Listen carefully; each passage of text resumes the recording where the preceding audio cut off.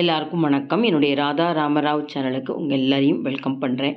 இந்த வீடியோவில் உசிலி ரெசிபி பார்க்க போகிறோம். உசிலி அப்படிங்கிறது எல்லாருக்கும் ரொம்ப பிடிக்கும். ஏன்னா அந்த பருப்பெல்லாம் சேர்த்து நம்ம செய்கிறப்ப ரொம்ப டேஸ்ட்டாக இருக்கும். அது வாழைப்பூ உசிலி அப்படின்னா எல்லாருக்கும் ரொம்ப பிடிக்கும். ஆனால் அந்த வாழைப்பூவை அந்த நரம்பெல்லாம் ஆஞ்சிட்டு பொடி பொடியாக நறுக்கி அதை தனியாக வேக வச்சுக்கணும். பருப்பை தனியாக வேக வச்சு அதுக்கப்புறம் தாளிதம் போட்டு ஒன்றா கிளறணும்.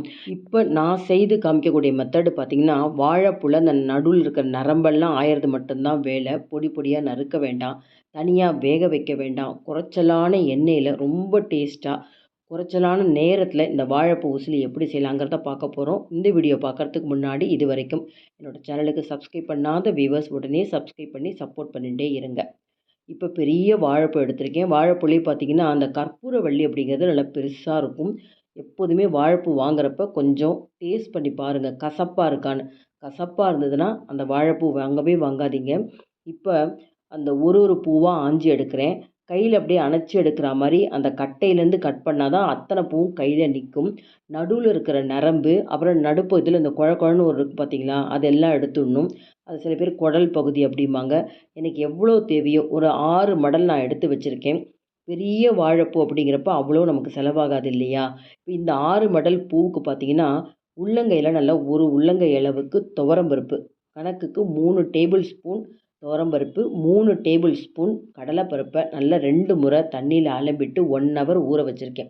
இப்போ பெரிய வாழைப்பூ எடுத்தேன் இல்லையா, பாதி தான் நான் ஆஞ்சி எடுத்திருக்கேன். மீதி இருக்கலாம் வாடி போகாமல் இருக்கிறதுக்கு நம்ம ஒரு 6 மடல் ஆஞ்ச அந்த பூவுடைய மேல் பகுதி இருக்குது பார்த்தீங்களா, அந்த மடலை என்ன பண்ணணும், 2, 3 மடலை திரும்பவும் இந்த வாழைப்பூ மேலே வச்சுட்டு அதுக்கப்புறம் ஒரு பேப்பர் சுற்றி வச்சுட்டிங்கன்னு வச்சுக்கோங்களேன், 2 நாள் நமக்கு யூஸ் பண்ணாமல் வச்சுருந்தா கூட உங்களுக்கு இந்த வாழைப்பூ ரொம்ப காஞ்சி போகாமல் நிறம் மாறாமல் இருக்கும். ஆனால் கண்டிப்பாக இந்த டிப்ஸை ஃபாலோ பண்ணுங்கள். சின்ன ஃபேமிலியாக இருக்கிறவங்க 2 பேருக்கு தான் சமைக்கிறீங்க அப்படின்னா கண்டிப்பாக ஒரு வாழைப்பூ செலவாகாதுங்க. அதனால் இந்த மாதிரி நம்ம துணியிலையோ பேப்பர்லேயோ முடிஞ்சால் அந்த மாதிரி துணியை ஈரம் பண்ணிவிட்டு நீங்கள் அப்படி சுற்றி வைக்கிறப்ப 2 நாள் வரைக்கும் தாராளமாக நம்ம வெயிட் பண்ணி அதுக்கப்புறம் சமைக்கலாங்க. இப்போ 1 ஹவர் ஊறி இருக்கிற அந்த பருப்பு எப்படி இருக்குன்னு காமிக்கிறேன். நல்லா தண்ணியை வடிச்சிட்டு மிக்ஸி ஜாரில் சேர்த்துக்கிறேங்க. இது கூட நம்ம அடுத்து உப்பு காரம் என்னென்ன சேர்க்கலாங்கிறத பார்ப்போம். ஒரு ஆறுக்கு கருவேப்பிலை, ஒரு 3/4 டீஸ்பூனுக்கு மிளகாத்தூள் சேர்த்துக்கிறேன். நீங்கள் மிளகா கூட 2, 3 மிளகாயை சேர்த்துக்கலாம், வரமிளகாவை. 1/4 டீஸ்பூன் மஞ்சப்பொடி, அந்த வாழைப்பூக்கும் சேர்த்து 3/4 டீஸ்பூன் நான் உப்பு சேர்த்துருக்கேன். பெருங்காயத்தூள் சின்ன ஸ்பூனில் ஒரு 1/2 டீஸ்பூன் இதெல்லாம் சேர்த்துட்டு பல்ஸ் மோடில் விட்டு விட்டு நம்ம கொரப்பாக அரைச்சிக்கணுங்க. இப்போ இந்த அரைச்ச கடலைப்பருப்பு துவரம்பருப்பை நான் இப்போ ஒரு பேசனில் சேர்த்துக்கிறேன். நான் அந்த வாழைப்பூவில் மடல்லேருந்து எடுத்திருக்கேன். இந்த நரம்பெல்லாம் மட்டும் ஆஞ்சி வச்சுருக்கேன் இல்லையா, ஒரு 5 மடல் எடுத்திருக்கேன் பார்த்தீங்களா. இதை என்ன பண்ணணும், எல்லாருமே என்ன பண்ணுவாங்க, பொடி பொடியாக நறுக்குவாங்க. நறுக்கிறதுக்கு முன்னாடி ஒரு பாத்திரத்தில் தண்ணியில் கொஞ்சம் மோர் விட்டு இந்த வாழைப்பூவை பொடி பொடியாக நறுக்கி அதில் சேர்ப்பாங்க.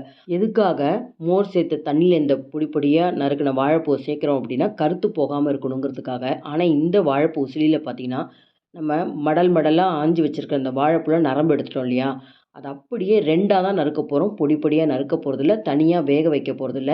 பாருங்கள், நான் ஒரு மடல்லையும் இந்த கட்டையிலேருந்து அப்படியே எடுத்தேன் இல்லையா, அப்போ தான் உங்களுக்கு அந்த பூ நரம்பு எடுக்க ஈஸியாக இருக்கும். கீழே இருக்க கட்டையை மட்டும் கட் பண்ணிவிட்டு ஒரு வாழைப்பூ மடலையும் 2ஆக நறுக்கிறேன். அப்படியே பிரித்து போடுறேன்.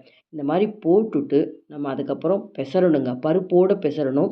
கொஞ்சம் தண்ணி போகாமல் இருந்ததுன்னா லேசாக தண்ணி தெளிச்சுக்கலாம். இப்போ இந்த மாதிரி பண்ணுறப்ப அட் அ டைமில் உங்களுக்கு அந்த பருப்பு உசிலியும் வெந்துடும், வாழைப்பூவும் தனியாக வேக வைக்க வேண்டாம், பொடியாக நறுக்க வேண்டாம், சேர்ந்து வெந்துடும்.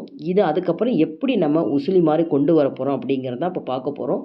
இப்போ நான் பெசரின அப்புறம் கொஞ்சம் ட்ரையாக இருந்த மாதிரி இருந்தது. உள்ளங்கையில் சும்மா ஒரு 2லேருந்து 3 டீஸ்பூன் தண்ணியை தெளித்து இந்த மாதிரி பெசரிக்கிறேன். இதே மெத்தடில் நீங்கள் பீன்ஸு, கொத்தவரங்காய், அதுக்கப்புறம் கோவக்காய் இதெல்லாம் கூட செய்யலாம். இப்போ ஒரு பாத்திரத்தில் ஒரு தட்டில் கொஞ்சம் எண்ணெய் தடவிக்கிறேன். ப்ரெஷர் பேனில் கொஞ்சம் தண்ணி வச்சுட்டு இந்த பாத்திரத்தையும் வச்சுட்டு இப்போ நம்ம பெசரி வச்ச அந்த பருப்புக்கள் 2 கட் பண்ணி வச்சுருக்க அந்த வாழைப்பூ எல்லாம் சேர்த்து ப்ரெஷர் பேனில் வச்சுட்டு வெயிட் போடக்கூடாதுங்க. மீடியம் ஃப்ளேமில் 7 நிமிஷம் நம்ம அந்த வேக வச்சு எடுக்க போகிறோம். வேக வச்சதுக்கப்புறம் இது எப்படி நம்ம தாளிதம் போடலாம் அப்படிங்கிறத பார்ப்போம். இப்போ பாருங்கள், நான் 7 நிமிஷம் கழிச்சு காமிக்கிறேன். பருப்பும் நல்லா வெந்திருக்கு, வாழைப்பூ நல்லா வெந்திருக்கு. ஓரளவு சூடு ஆறுனதுக்கப்புறம் திரும்பவும் இதை நம்ம மிக்ஸி ஜாரில் போட்டு பல்ஸ் மோடில் பொடி பண்ண போகிறோங்க. அதனால் முதல்லே நம்ம அந்த துவரம்பருப்பு கடலைப்பருப்புலாம் மிக்ஸி ஜாரில் நம்ம அரைச்சோம் இல்லையா, அதை திரும்பவும் நம்ம வாஷ் பண்ண வேண்டாங்க, அப்படியே எடுத்து வச்சுக்கலாம். கொஞ்சம் கொஞ்சமாக போட்டு பல்ஸ் மோடில் நான் விட்டு பொடி பண்ணியிருக்கேன் பார்த்தீங்களா.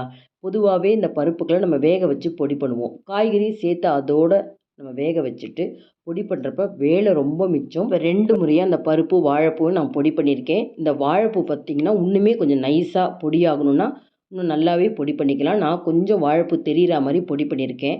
இப்போ வாணலியில் 4 டீஸ்பூன் எண்ணெய் தாங்க சேர்க்குறேன். குறைச்சலான எண்ணெயில் குறைச்சலான டைமில் இந்த வாழைப்பூ உசிலி பண்ணிடலாம். ஆஸ் யூஷுவல் கடுகு, உளுத்தம்பருப்பு, கொஞ்சம் கருவேப்பிலை தாளிச்சிக்கலாம்.